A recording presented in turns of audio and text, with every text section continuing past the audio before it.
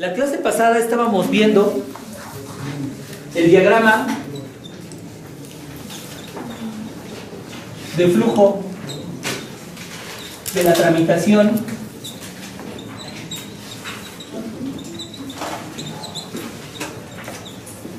del juicio de amparo, ¿no? No van a encontrar este diagrama de flujo en ningún libro.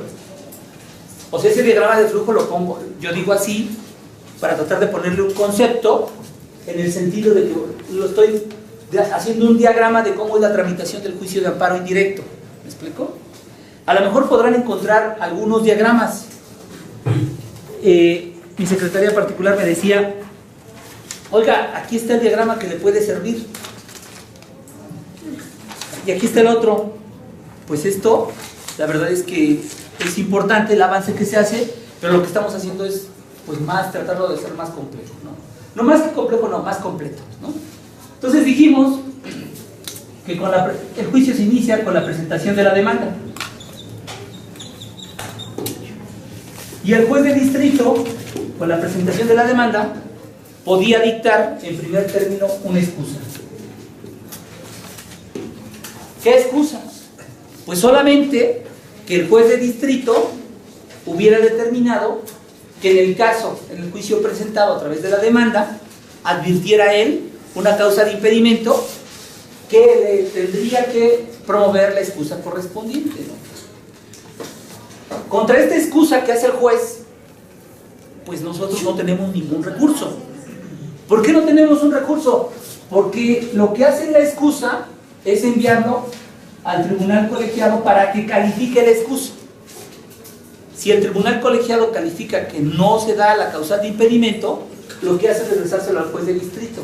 Y aquí vimos que ante la excusa tenía que resolver también con respecto a la suspensión, siempre y cuando fuera de oficio, y en los casos de petición de parte, siempre y cuando que no tuviera interés personal.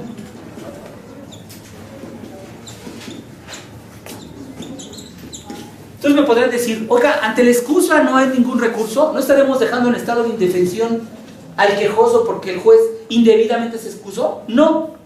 ¿Por qué? Porque esa excusa la va a calificar el tribunal colegiado de circuito y él va a verificar que efectivamente se actualice la excusa que hizo valer el juez, y si no está acreditada se lo regresa. Entonces por eso no existe ningún recurso. A continuación el juez tiene que ver si hay competencia. Si no hay excusa, si no hay ninguna excusa, el juez tiene que analizar la competencia. Y como dijimos, esta es una competencia en cuanto al órgano. La excusa es una competencia en cuanto al titular del órgano. ¿De acuerdo? Y él tiene que analizar la competencia y volveríamos a hacer la pregunta.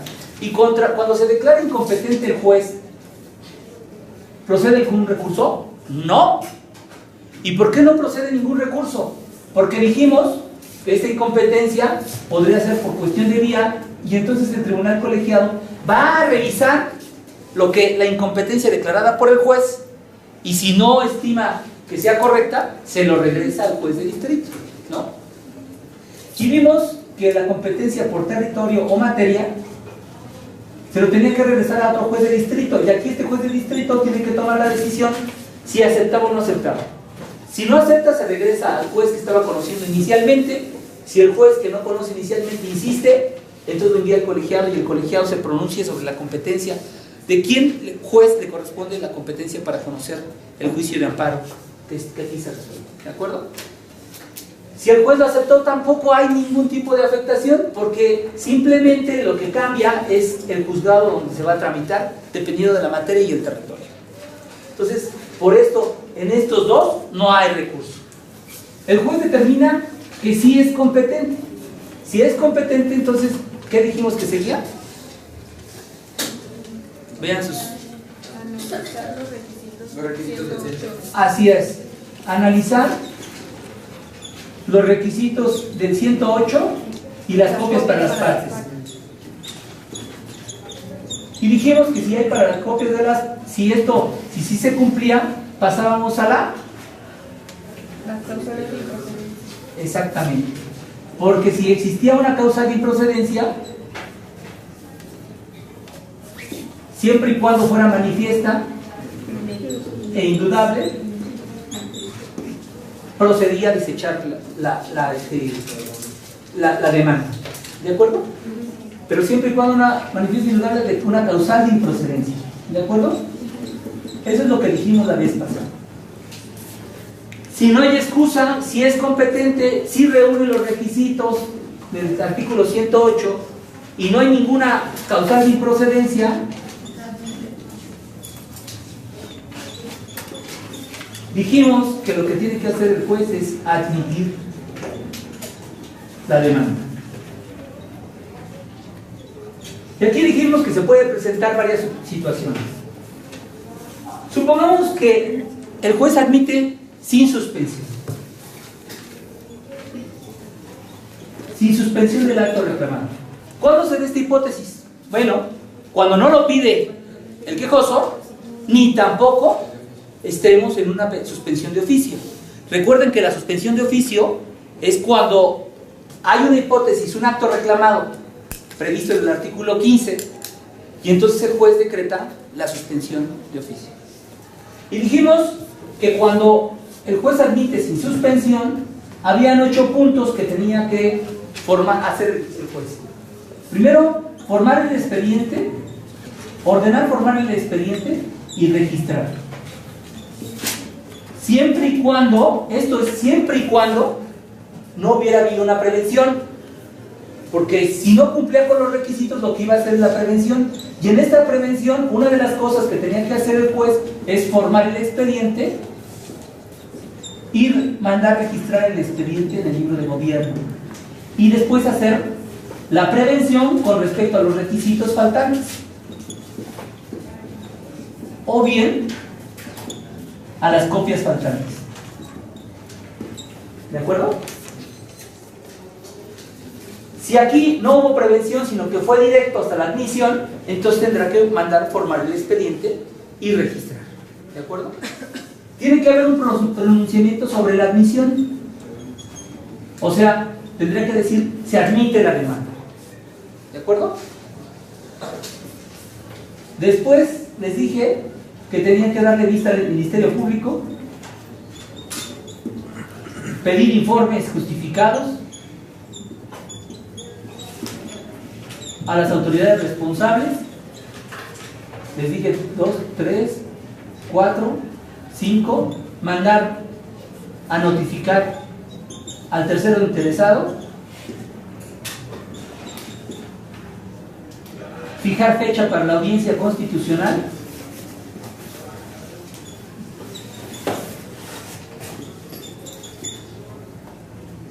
¿se acuerdan? Acordar lo referente, acordar sobre la suspensión, acordar que es sin suspensión, que se tramita sin suspensión, porque estamos que es sin suspensión, que la parte no solicitó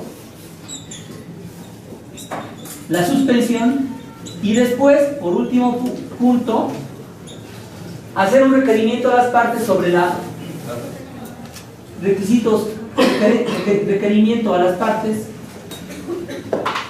sobre si desea que sus datos personales fueran públicos o no.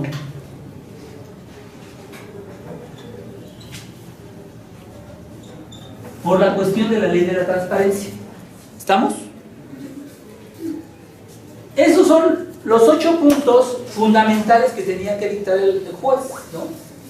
Pusimos algunos accesorios y dijimos que posiblemente había señalado un domicilio. Los autorizados, y podrían ser de 2 tipos. Dijimos que podrían ser autorizados en términos amplios o en términos restringidos,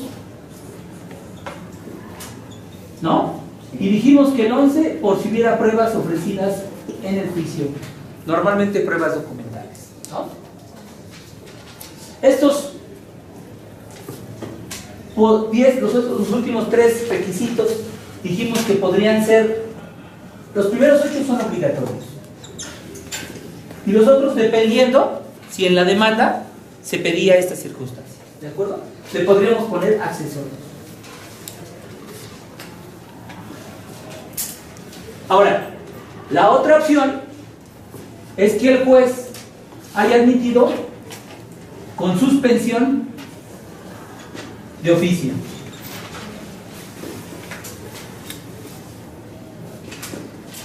Si es de suspensión de oficio, podrían ser dos opciones. Una suspensión de plano y otra una suspensión incidental. ¿Cuándo decreta la suspensión de plano? Bueno, el mismo artículo establece cuándo se hace una suspensión de plano, y esto le dijimos que estaba en el artículo 126 de la Ley de Amparo. 126 menciona casos del 126 de la Ley de Amparo, establece en qué caso concede la suspensión de oficio. Y la suspensión de oficio, pero incidental, estaba prevista en el artículo 127 de la Ley de Amparo. Y creo que hasta ahí nos quedamos, ¿de acuerdo? Ahora, si ustedes advierten y lean con cuidado el artículo 126 y el artículo 127, podrán advertir que ahí hubo una equivocación legislativa.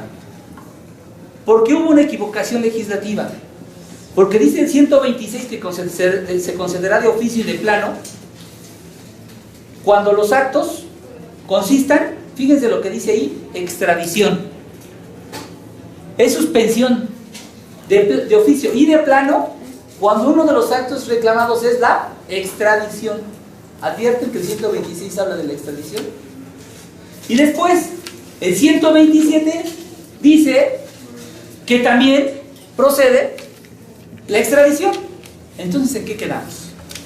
¿La extradición es de oficio y de plano, o la extradición es de oficio en la vía incidental? ¿Advierten que aquí hubo un error legislativo?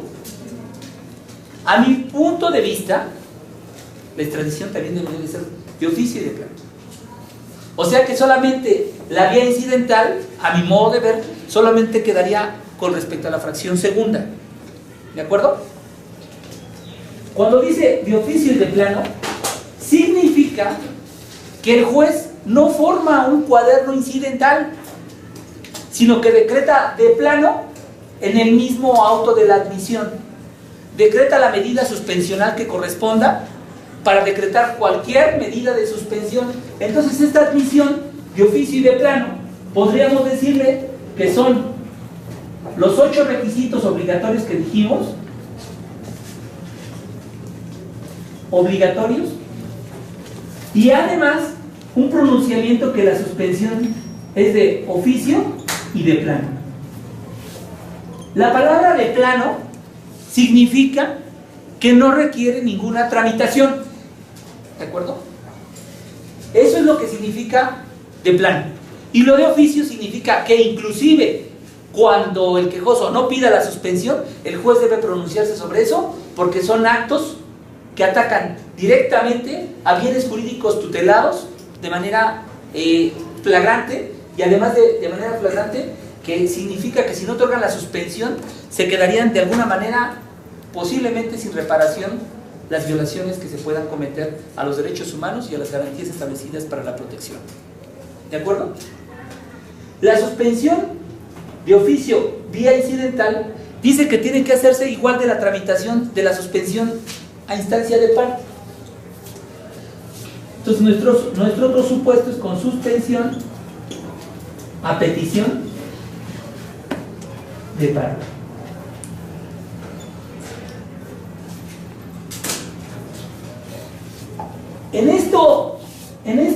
Obviamente ustedes me dicen, oiga, y en la suspensión de plano, de oficio y de plano, aparte de los 8 requisitos, ¿podrían venir los accesorios? Sí, sí podrían darse los accesorios, siempre y cuando el quejoso lo hubiera solicitado: señalar domicilio, autorizar personas y ofrecer pruebas. ¿De acuerdo? En la suspensión de oficio en la vía incidental serían los mismos 8 requisitos, más los accesorios si quieren obligatorios, más los accesorios si se necesitan, y ordenar que se forme un cuaderno de suspensión para que ahí se resuelva sobre la suspensión de oficio. ¿Me explico? La suspensión de oficio. Y aquí, en este, va a ser exactamente lo mismo, van a ser los 8 requisitos obligatorios y va a ordenar formar cuaderno incidental en donde se resuelva sobre la suspensión a petición de parte.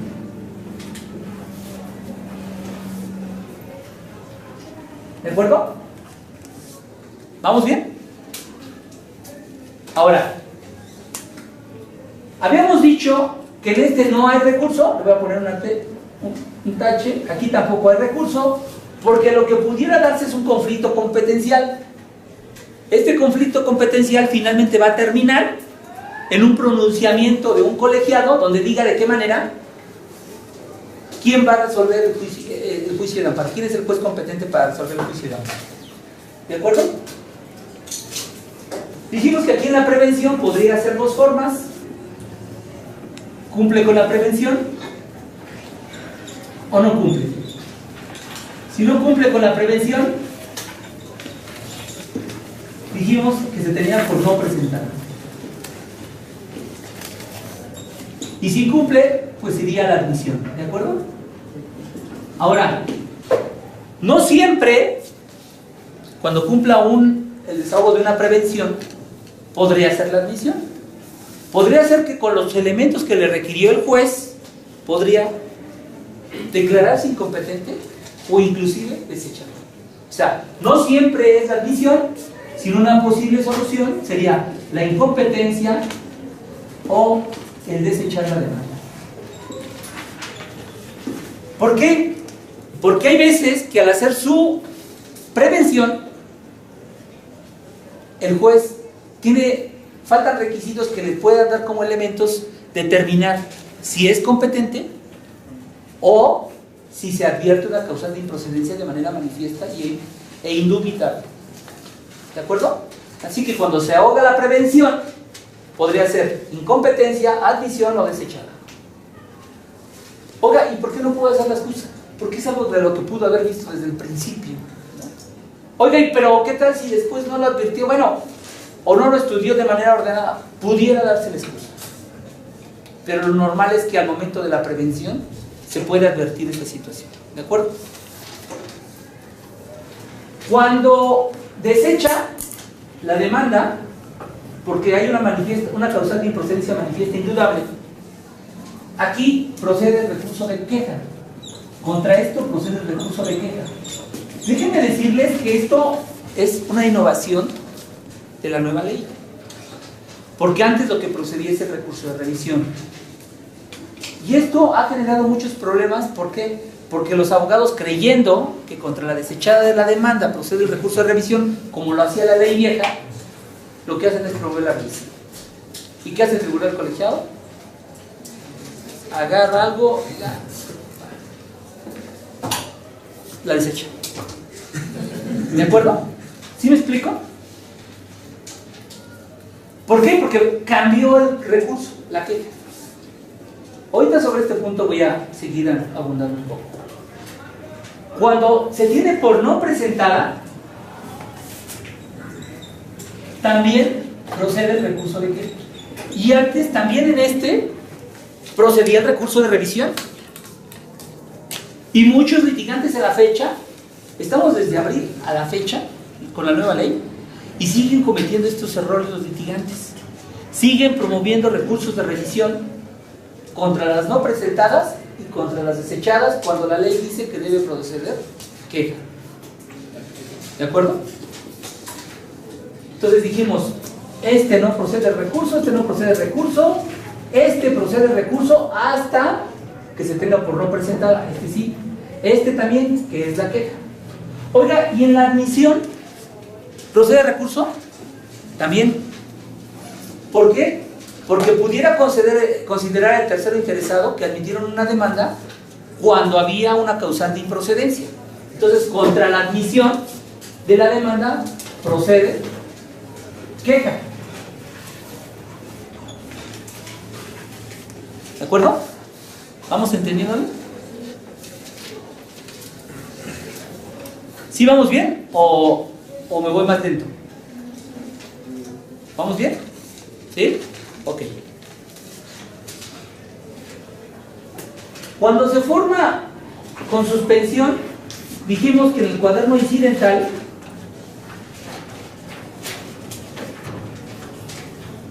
tenía que hacer tres cosas. Uno, pronunciarse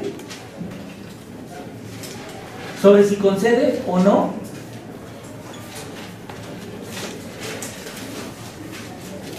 la suspensión provisional. Dos, pedir informe previo a la autoridad responsable. Y tres, fijar fecha para la audiencia incidental. ¿De acuerdo? Tres acuerdos que tiene que hacer. Luego entonces, si la ley dice que la suspensión de oficio vía incidental se tramita igual que la petición de parte, entonces tendríamos que tener esos mismos tres puntos cuando se trate de suspensión de oficio en vía incidental. O sea, se pronuncia sobre si concede o no la suspensión, pide el informe previo a la autoridad responsable y fija fecha para la audiencia incidental. ¿De acuerdo? Yo creo, desde mi particular punto de vista, que esta vía incidental no le encuentro la razón que esta suspensión de oficio vía incidental se haga. ¿Por qué razón? Porque si ustedes advierten y si dijimos que la extradición no debería de estar ubicada en el 127, sino está ubicada en el 126, o a la inversa, o quito la extradición en el 126 o quito la extradición en el 127. Me parece que lo correcto sería dejar la extradición en el 126 y solamente en el 127 nos quedaríamos siempre que se trate de un acto que si llegara a consumarse haría físicamente imposible restituir al quejoso en el goce de su derecho reclamado. Parecería ser que el legislador lo que trató de concentrar en esto la posibilidad de ofrecer pruebas, porque las de oficio y de plano no requerirían ningún tipo de prueba. ¿Me explico? Basta con el puro informe y si no rinde el informe, pues se tiene por presuntivamente cierto el acto reclamado y se continúa. Porque si la autoridad niega el acto reclamado, en suspensión de oficio tendremos que negar, cuando sea en vía incidental, pues negar el acto, porque negó el acto.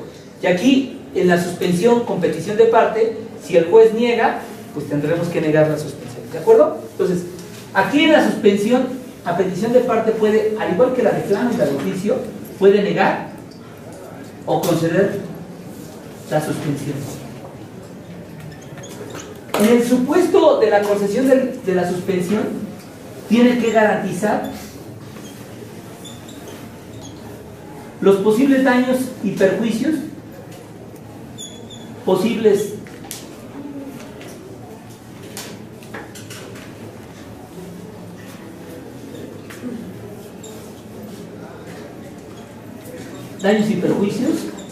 que la medida suspensiva le puede ocasionar al tercero interesado. ¿De acuerdo? Si concede la suspensión, debe fijar garantía.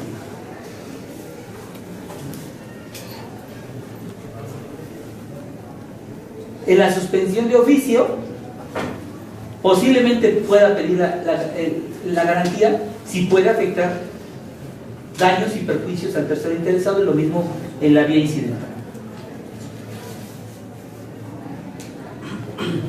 Contra la suspensión de oficio y de plano, procede el recurso de queja.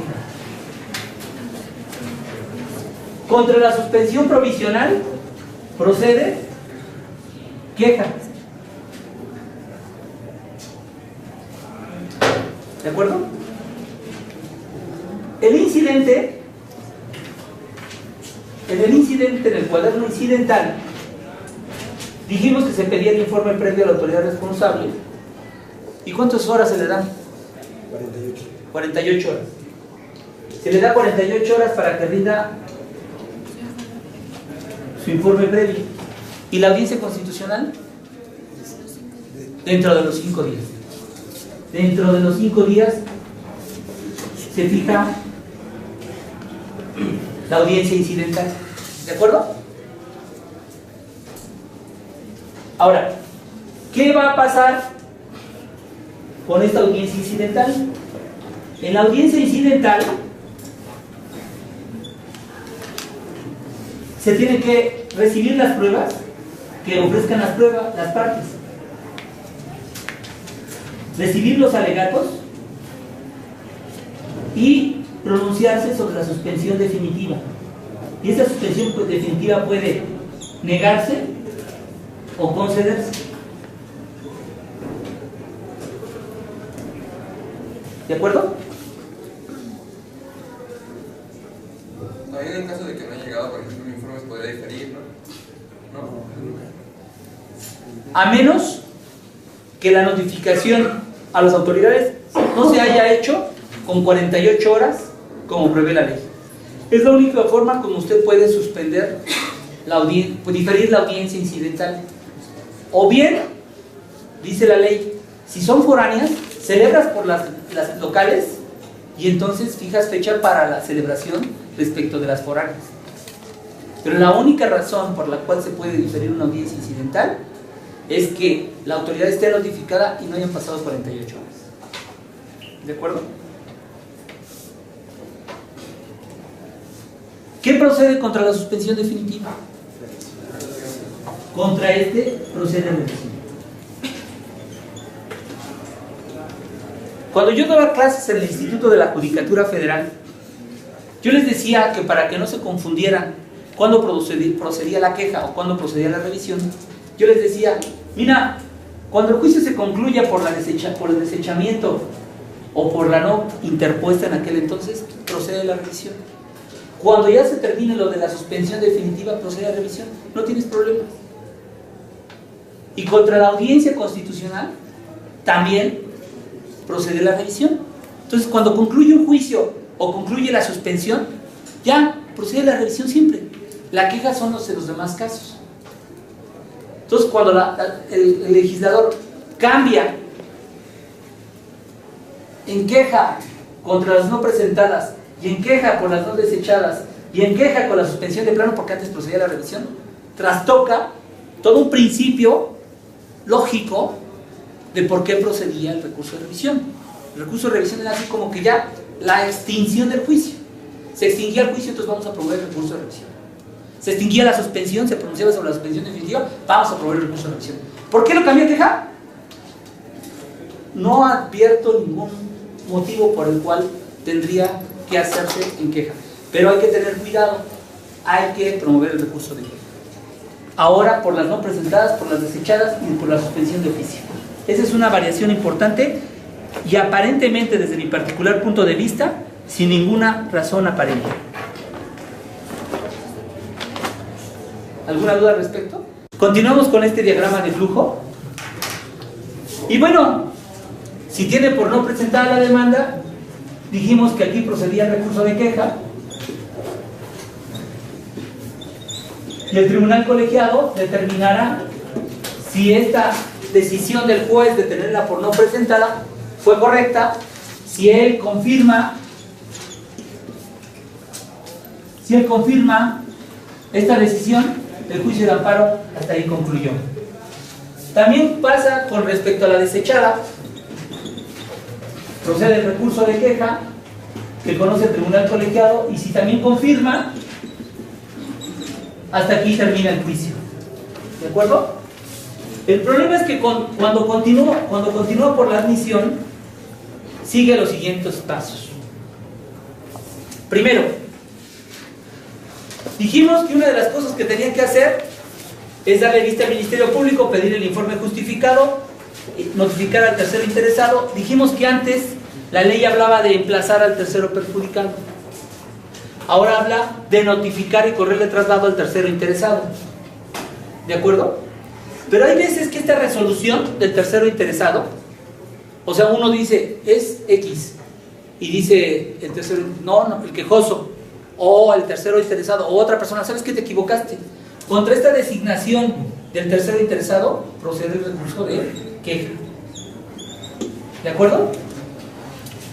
Ahora, ¿qué pasaría si contra la admisión de la demanda se va en queja y dice, no debiste haber admitido, sino que lo que se daba era una causal de improcedencia? ¿Qué cree que pase? ¿Me puedes repetir el problema, por favor? Si admite la demanda y el colegiado dijo, no estuvo bien la admisión, ¿qué es lo que va a decir el colegiado? Claro, solamente puede revocar la admisión cuando hubo una causal de improcedencia indudable y manifiesta. Y si la desecha y revoca la admisión, hasta ahí también concluye el juicio. ¿De acuerdo? Entonces, contra la admisión de demanda, dijimos que también procede la queja, y si el tribunal colegiado revoca la admisión, entonces lo que hace es desechar la demanda, y entonces hasta ahí concluye el juicio. ¿De acuerdo? Dijimos que una de las cosas es que notificaba al Ministerio Público, pedía informe justificado a la autoridad, emplazaba al tercero y fijaba fecha para audiencia constitucional. Esta fecha era dentro de los 30 días después de la admisión. En este juicio, esos 30 días, le da la oportunidad al quejoso ¿para que qué? Para que ofrezca pruebas. ¿Qué pruebas puede ofrecer? Documentales, testimoniales, periciales, inspección judicial, confesional, no. El juicio de amparo no permite la confesión. Respecto de estos tres pruebas, testimonial, pericial e inspección, se debe de ofrecerse con 5 días de anticipación a la audiencia,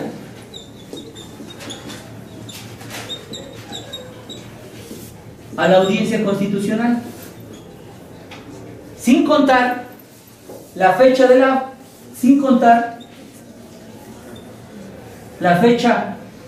la audiencia ni del ofrecimiento. Entonces, si son 5 días antes, sin contar el día del ofrecimiento y sin contar el día de la audiencia, en realidad son 7. ¿De acuerdo? Porque si lo hace dentro del...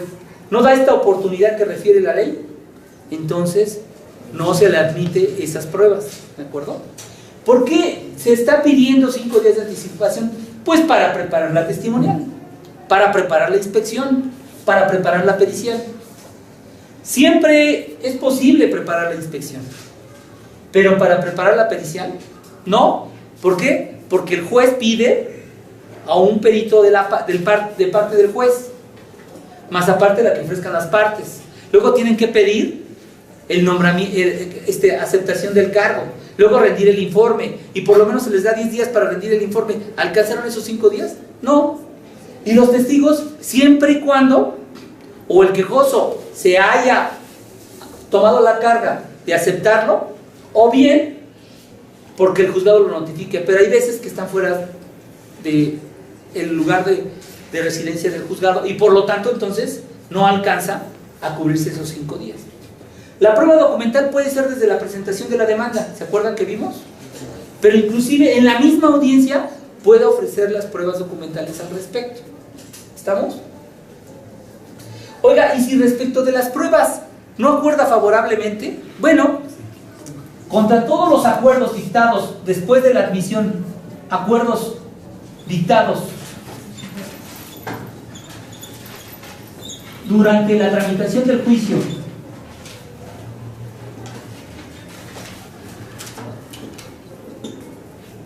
de amparo indirecto, procede el recurso de queja, pero dice que siempre y cuando produzca un estado de indefensión al quejoso. O sea, no es cualquier acuerdo,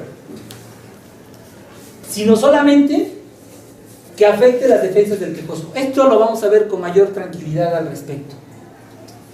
Y todos los acuerdos dictados durante la tramitación, pero del incidente, también procede el recurso de queja. Salvo en la suspensión definitiva y los acuerdos dictados en la audiencia incidental. ¿Sí van entendiendo esto? O sea, repito,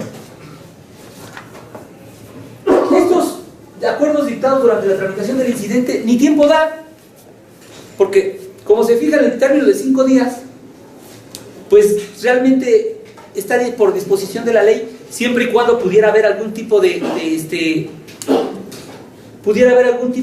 tramitación, de dilación en la tramitación del incidente, pero es muy corto, ¿me explico? Entonces, todos los acuerdos dictados durante la tramitación del incidente procede queja. Cuando se llegue a la audiencia incidental y en la audiencia incidental se dicten acuerdos y además se pronuncie sobre la suspensión definitiva, todos procede el recurso de revisión contra la suspensión definitiva y contra los acuerdos dictados en la audiencia incidental. ¿De acuerdo? ¿Van entendiéndole claro? ¿Sí? Contra los acuerdos, revisión. Contra los acuerdos dictados en la audiencia incidental. O sea, aquí lo que podríamos decir, audiencia incidental, se resuelve la suspensión y procede la revisión. La revisión procede contra la suspensión definitiva y los acuerdos, los autos dictados en la audiencia incidental. ¿De acuerdo? ¿Qué es lo que sucede después? Bueno, todo circunsta en esto. Si ya se dio vista al Ministerio Público, ya se notificó al tercero interesado, ya existen las constancias para resolver, entonces celebramos la audiencia constitucional. Y en la audiencia constitucional también se van a recibir las pruebas ofrecidas por las partes, recibir los alegatos y dictar sentencia.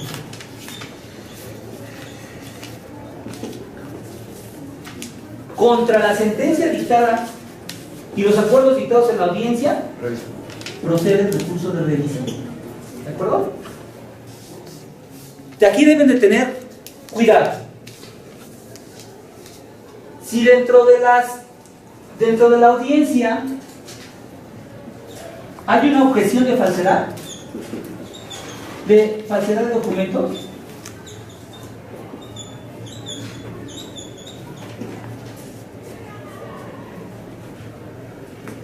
el juez lo acuerda después de los alegatos. Y después de los alegatos, aquí suspende la audiencia para que se ofrezcan pruebas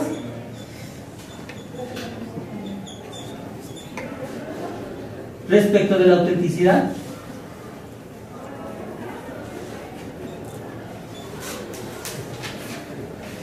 de documentos.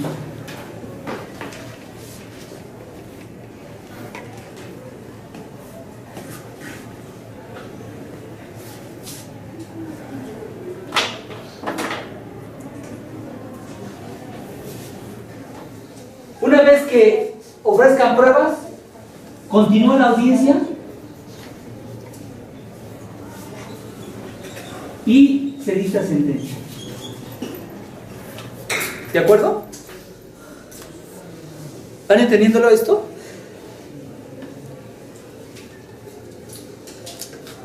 ¿Qué es lo que puede pasar al dictar sentencia? Aquí son dos supuestos, ¿eh? Supuesto 1, la audiencia constitucional recibe pruebas, recibe alegatos y dicta sentencia. Aquí no hubo objeción de falsedad de documentos. Segundo supuesto, si hay objeción de falsedad de documentos, bueno, recibo las pruebas, recibo los alegatos y aquí me pronuncio sobre la falsedad de documentos y suspendo la audiencia para que se ofrezcan pruebas respecto de la autenticidad del documento.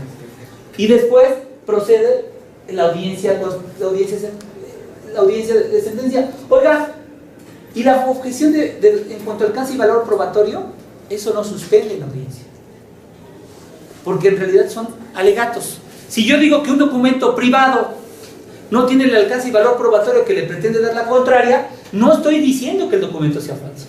Simplemente lo que estoy objetando es que la forma en cómo presentó el documento, en ese momento, ustedes le dicen, ¿sabes qué? Este documento no tiene este valor probatorio, el alcance y valor probatorio. Si no tiene el alcance y valor probatorio que le pretende dar la contraria, no suspendo la audiencia. Porque esto es solamente para objeción de falsedad de documento. ¿De acuerdo? Respecto de la sentencia, pues bueno, al dictar la sentencia, pueden ser niega, ampara o sobresee. Mañana continuamos con el diagrama de flujo cuando niega, ampara o sobresee. ¿De acuerdo? Y todas las dudas que tengan al respecto me lo dicen mañana. ¿De acuerdo?